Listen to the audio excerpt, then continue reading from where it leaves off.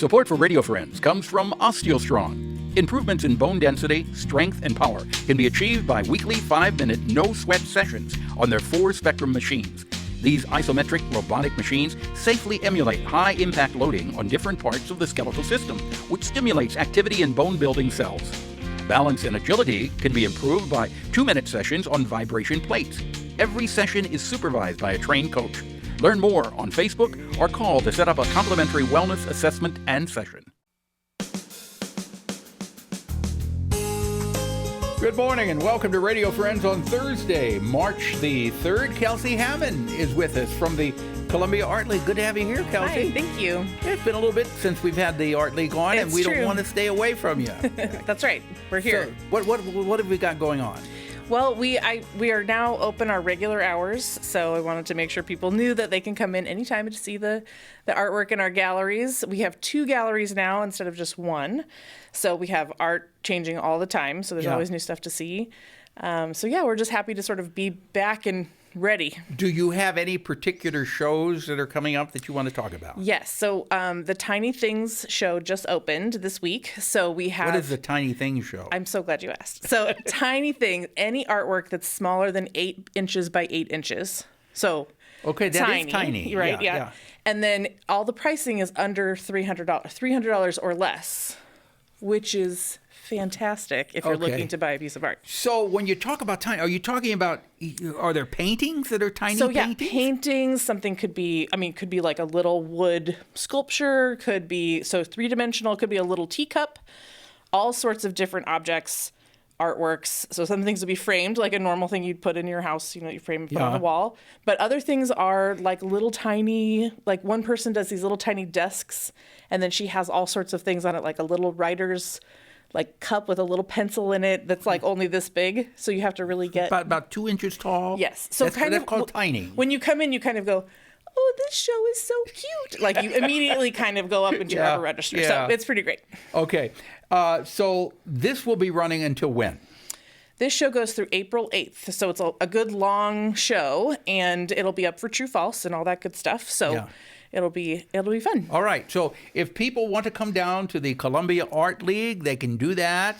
Your hours are when? It's Tuesday through Friday, 11:30 a.m. to 6 p.m., and Saturdays, 11 a.m. to 5 p.m. Okay. Yeah. And you're asking people to wear masks when they come in? Mm-hmm. Wear masks and keep distance. Hopefully, later on this year, we can start to get back to normal. I know. We're still having receptions. We just ask that people wear their masks. All right. Thank you, Kelsey Hammond, Columbia Art League. Thank you. All right, now I want to introduce you to my friend MARILYN McLEOD, who is with us from the League of Women Voters. You got several events you want to talk about, and also registration. But I was interested. We have you on a regular basis with the League, but how long has the League of Women Voters been around? Well, since 1920. So we'll do the math, 102 years. 102 years. And how did it end up getting started? Well, it literally came out of the women's suffrage movement. Women got the vote, and then they didn't disband. They said, well, we still have work to do. So that's how the League of Women Voters how the League of Women Voters came to be. Mm-hmm. Originally, was it only for women? Yes. And when did you open it up to men? I believe it was about 1970. So it's about 50 years. Not that long ago. No. 50 years doesn't seem like long ago when you're in your 70s. Yeah. Yes. So the League of Women Voters has been around for 102 years, and now you got men. Do you have very many men, or is it still mostly women? It's still mostly women, but there are men, and we're delighted to have men. Okay. We've had men on the board locally, and so that's a good thing. Yeah. Because we're all voters, and that's really the point. Exactly.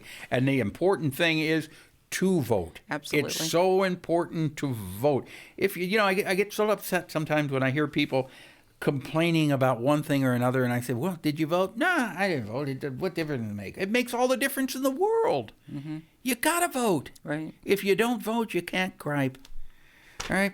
And when you think of the number of people that do not take the time to vote in this country, it's really sad. Yeah, it's kind of shameful, because if we were in a country where you couldn't, boy, you'd be fighting for it. Right. And people have fought for the right to vote. Yes. And on that topic, we want to talk about registration. Right. What is the last day for registration? Yeah. Now, if you're already registered to vote, it's not a problem. And I'll talk about basically this area, whatever county you live in. Once you register, you're registered. Yeah. As you long don't as have to go back and re-register. Right. If you don't vote for a number of years, it's possible you might be off the rolls. But basically, you should, you can check online.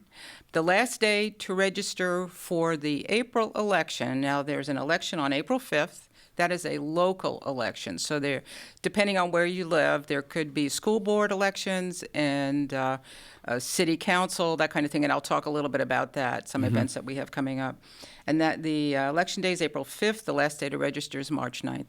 Okay, so March 9th. If you have not registered or if you're new to the area, you need to go register by March 9th to vote on April the 5th. Okay. So what else have you got? Okay, so I got a lot going on in March. First thing is on Tuesday, March 8th, which is our regular Lunch and Learn, and that is at noon. It will be on Zoom and will feature the new city manager for Columbia, DeCarlin Seewood, and he'll talk about the city, what his goals are for the city and any challenges the city is facing. So that will be really informative. And, of course, people who watch it online can ask questions. That's always a great opportunity. Okay. So, do you need to register for the Zoom session? Right. And it's free. Right. And you just get the link. Exactly. Yeah. Okay. And both the League of Women Voters and the Columbia Library are sponsoring that. Okay. So, then what else have you got? Well, because of the election, we have always done candidate and ballot issue forums. So we have two because there's a lot going on. Okay, a lot on the ballot. On Tuesday, March 15th, at 6:30, there will be a candidate and ballot issue forum related to the Columbia School District because there are 2 open seats on the school board, and then there's ballot issues. So that will be on March 15th. And then on Wednesday, March 23rd at 6:30, there'll be another forum for the Columbia Mayor and City Council. There's 2 wards that are up, which is Wards 3 and 4, and on these will also be any ballot issues. Now, what's interesting about these 2 last are both co-sponsored by the library, and they will have some in person. People can come in person, but they have to register for that because there'll be a limit on the numbers. And online. There'll be both. Both. So hopefully you can get back to doing more in person. Right. So it allows that duality, which is good for people who may not be able to be there. All right. For more information on all of this, come to our website, lwvcbc.org, or the library website, dbrl.org. Okay. If you didn't get that, you can just Google the League of Women Voters for Columbia. All right. MARILYN McLEOD, thank you so much for coming by. It's always a pleasure having you here. Oh, it's always great to be here. Stay Thank healthy. you. Okay? Yeah, me too. Out of time for today. We'll see you tomorrow. Drop me an email, pepperp@missouri.edu. Bye-bye.